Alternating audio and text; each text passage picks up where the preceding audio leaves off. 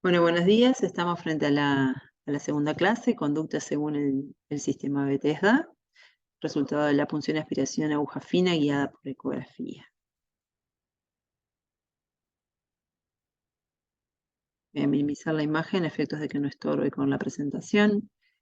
El sistema Bethesda es el resultado de una reunión multidisciplinar de expertos en el 2007, que establece 6 categorías según el resultado citológico y sufre una reedición de importancia en el 2017. ¿Por qué?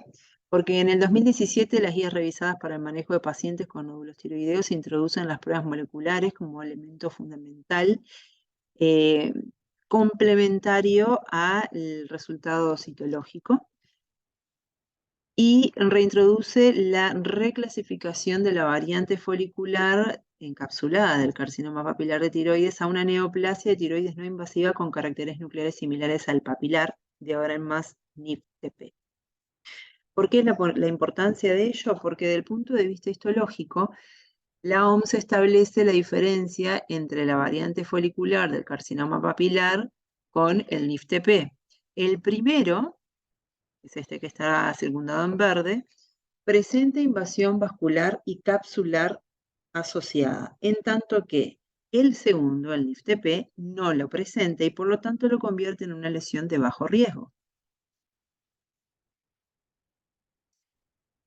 Los NIFTP, por lo tanto, se definen como lesiones de diagnóstico anatomopatológico posquirúrgico.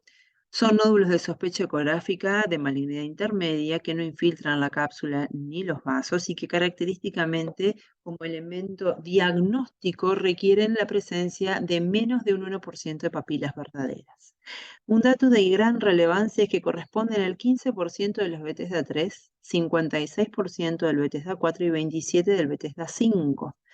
Y que si nosotros podemos implementar el uso de marcadores moleculares, desde el punto de vista mutacional, los carcinomas papilares de tiroides presentan una alteración mutacional del BRAF B600E, en tanto que los NIFTP presentan del BRAF K601E, del RAS, del PAX8, del TART.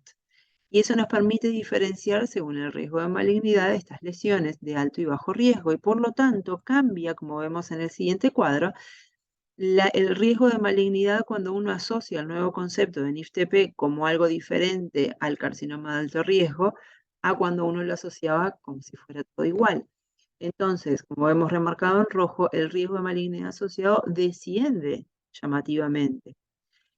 Por lo tanto, el uso de paneles moleculares asociados nos permite a nosotros establecer conductas en función al Bethesda, porque lesiones que anteriormente estaban clasificadas con Bethesda 4 o 3, que iban a cirugía necesaria para establecer diagnóstico, actualmente, habiendo utilizado paneles genéticos asociados, aquellas lesiones que son de bajo riesgo son pasibles de seguimiento y evitar entonces cirugías innecesarias. Tenemos entonces el Bethesda 1, que no es diagnóstico insatisfactorio. Son lesiones que, del punto de vista diagnóstico citológico, deben tener 6 grupos de 10 células foliculares cada uno para considerar como satisfactorio, salvo 3 excepciones. Salvo la presencia de nódulos sólidos con atipías, abundante extendido de material coloide y nódulos sólidos con componente inflamatorio asociado. El riesgo de malignidad es de un 5 a un 10% y la conducta sería repetir la punción aspiración aguja fina guiada por ecografía, no esperando a los 3 meses como se decía anteriormente, sino que las nuevas pautas de la ATA dicen que a partir de los 15 días podemos repuncionar al paciente. Los Bethesda 2 son lesiones benignas que se constituyen entre un 60 o 70% total. Son nódulos foliculares benignos, es decir, nódulos de hiperplasia, adenoma, nódulos coloides. Corresponden a tiroiditis linfocitaria, tiroiditis granulomatosa o tiroiditis aguda con un riesgo de malignidad de un 0 a un 3% y por lo tanto son pasibles de control ecográfico. Los Bethesda 3 son nódulos con atipías de significado indeterminado o lesiones foliculares de significado indeterminado que presentan atipías que no son sospechosas Pueden presentar células oncocíticas y tienen un riesgo de malignidad asociado de un 6 a un 18%. ¿Cuál sería la conducta? Bien, podemos repetir la punción aspiración aguja fina, podemos ir derecho a la cirugía, más que nada como elemento diagnóstico, sobre todo en pacientes que tienen factores de riesgo asociados o lesiones grandes, mayores a 3-4 centímetros, o podemos realizar estudios moleculares y contamos con ellos que nos permitan establecer riesgo de malignidad y por lo tanto actuar en consecuencia.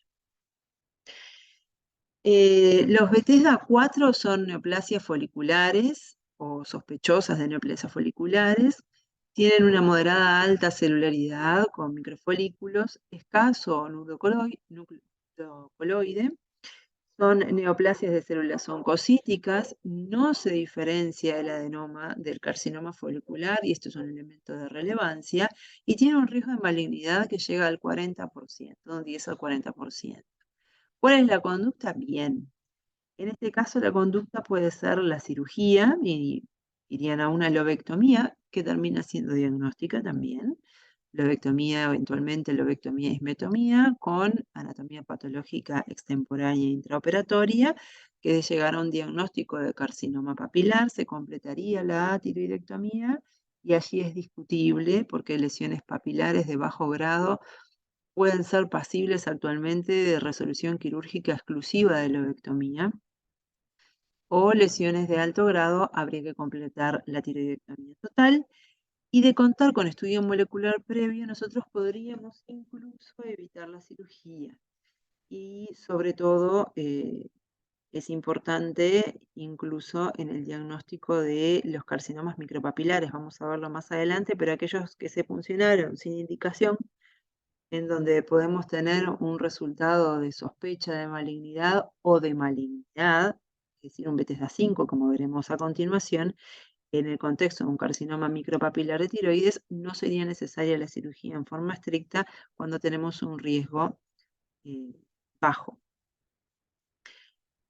Como dijimos, los Bethesda 5 son lesiones sospechosas de malignidad o altamente sospechosas pero no concluyentes, con un riesgo asociado de un 45 a un 60%. La cirugía es la conducta que se impone en estos casos, la lobectomía o la tiroidectomía total, dependiendo del tamaño de la lesión, el riesgo asociado, si nosotros pudimos realizarle o no un estudio molecular asociado, y si estamos ante la presencia o no de un carcinoma micropapilar. Los Bethesda 6 son lesiones malignas.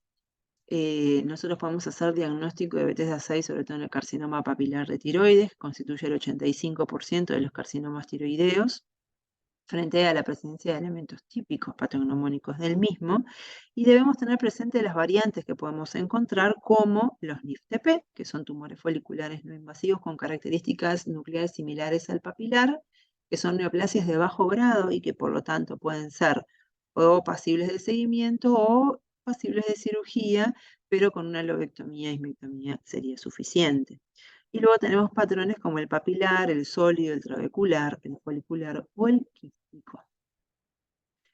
Luego tenemos el carcinoma medular, que es un tipo de carcinoma esporádico que se presenta en forma unilateral y único, o familiar, que es multifocal o bilateral, que característicamente presenta, desde el punto de vista histológico, un estroma amiloide en el 70 al 80% y que requiere de estudios de inmunohistoquímica confirmatorios como la calcitonina.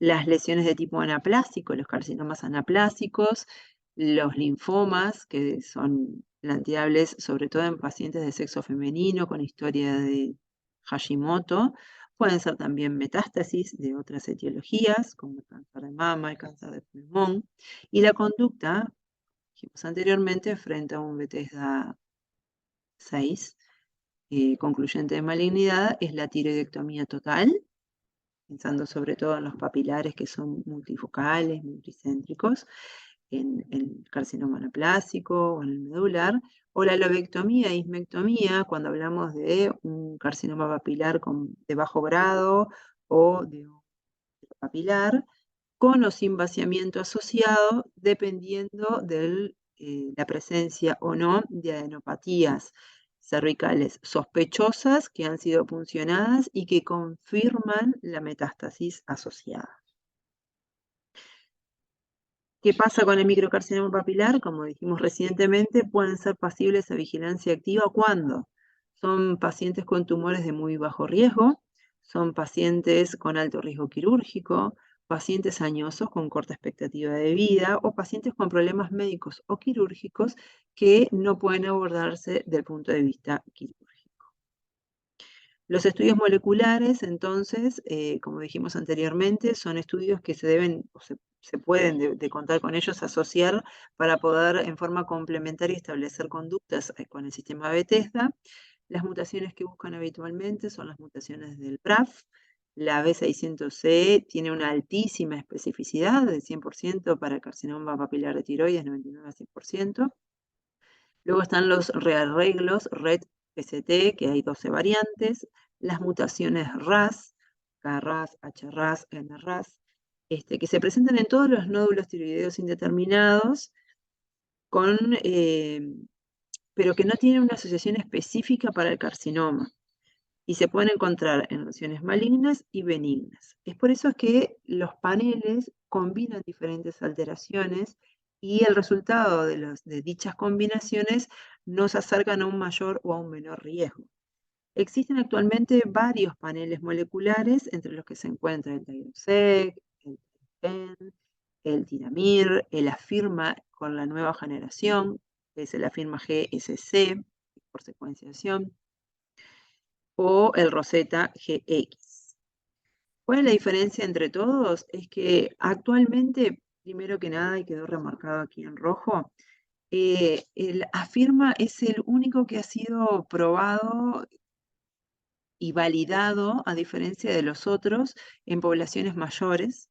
La contra es que tiene un costo bastante superior, tiene una sensibilidad de un 92% y un valor predictivo negativo del 94% y positivo del 38%. Es el que menor valor predictivo positivo tiene, pero tiene un alto valor predictivo negativo. Por eso la importancia de la asociación con el estudio citológico y no solicitarlo en forma aislada. Como fortaleza tiene una alta sensibilidad con un alto valor predictivo negativo, y que es un panel que incluye al BRAF y a los cánceres medulares de tiroides. Es decir, lo que hace es una segunda pesquisa, estudia poco más de 150 genes. Si en la primera tirada, por decirlo de alguna manera, no hay ninguna alteración asociada, se hace una segunda y se estudia el panel completo. Y ahí lo que hacemos es poder asociar o estimar los riesgos y definir conductas. ¿Cuál es la limitación que tiene? Que tiene baja especificidad y bajo valor predictivo positivo.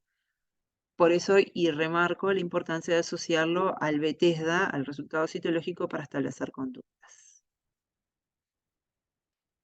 Han habido varios estudios en cuanto a la utilidad de estos marcadores moleculares. Estos son dos estudios representativos que involucran metaanálisis. Y en forma concluyente, tanto la Asociación Americana de Endocrinólogos como el American College de Endocrinología, la Asociación Italiana, en las guías del 2016, las guías ATA que se adosan y el NSCN del 2017 establecen que se deben solicitar estudios moleculares en pacientes con citología indeterminada Bethesda 3 y 4, siempre y cuando es esperable que el resultado cambie el manejo clínico y en los que el diagnóstico molecular no sustituye la reevaluación citológica en caso de que sea necesario.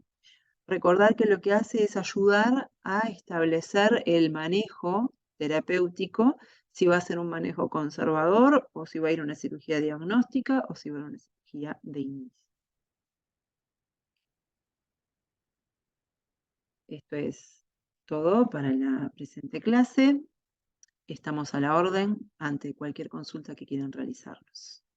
Muchas gracias.